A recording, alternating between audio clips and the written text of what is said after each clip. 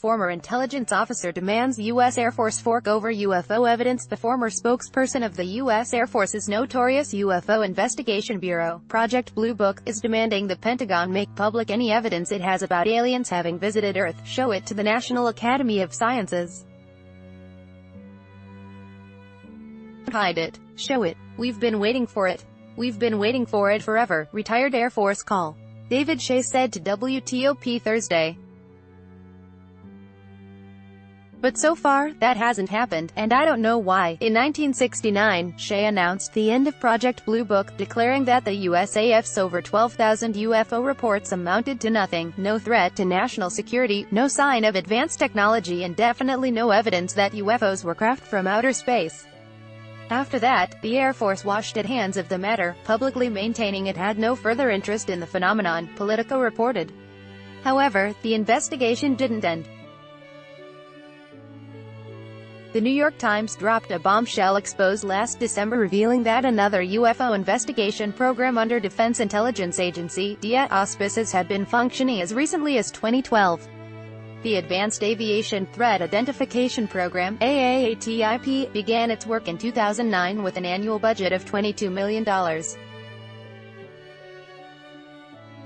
spokesperson for Pentagon, Dana White, told Politico that AATIP ended in the 2012 time frame.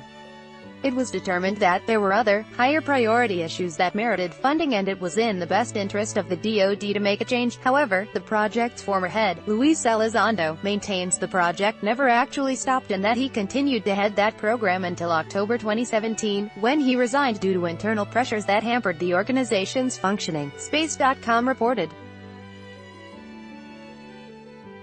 The NYT's December expose reported that space technology startup Bigelow Aerospace had been storing material recovered from unidentified aerial phenomena at its Las Vegas facilities, as part of AATIP. Clearly the government's narrative doesn't add up, and Shea wants answers. I would believe if I saw some evidence that showed we were visited by alien spacecraft, but there hasn't been evidence to my mind of such, Shea told WTOP. It's not just a question of vindicating the tinfoil hats of conspiracy theorists, either. A failure to disclose evidence or explain observed phenomena could be a PR disaster for the Air Force. It nearly was in the 1950s, which is why a position like Shea's was created. In 1947 the USAF, even before being structurally separated from the U.S. Army, which happened later that year, as the post-war alliance began to break down into the military confrontations of the Cold War, almost immediately found itself investigating reports of screwy lights in the sky. In 1948, the USAF began the first of many projects to investigate UFOs. Project Sign, Project Grudge and Project Blue Book followed, each mostly concerned with explaining the phenomena people reported. In those early days, any explanation of a sensational case seemed preferable to the Air Force than simply saying, "We don't know at this point. The case is still under investigation," Shea said.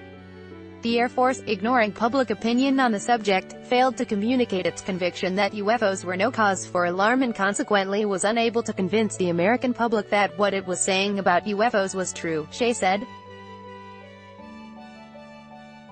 As a result, the Air Force's integrity and credibility as a fighting force was seriously questioned. The other major concern was that the Soviet Union was testing advanced new technology that would leave the U.S. in the dust and turn the tide of the global confrontation in favor of communism.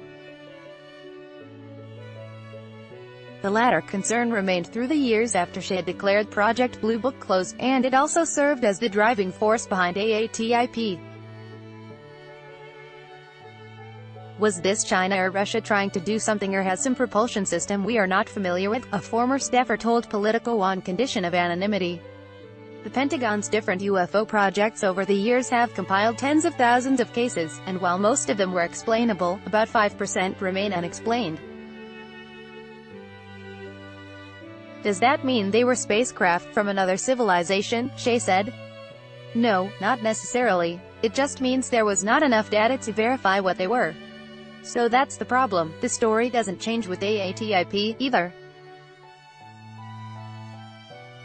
Elizondo told CNN after he resigned last October that there is very compelling evidence that we may not be alone. He described craft studied by the program as displaying characteristics that are not currently within the U.S. inventory nor in any foreign inventory that we are aware of. However, Alejandro Rojas, spokesperson for the Scientific Coalition for Ufology, cautioned in an interview with Space.com, "Remember, the U is for unidentified, not alien." Rojas has echoed Shay's calls for the Pentagon and Bigelow to fork over whatever they've got squirreled away in Nevada.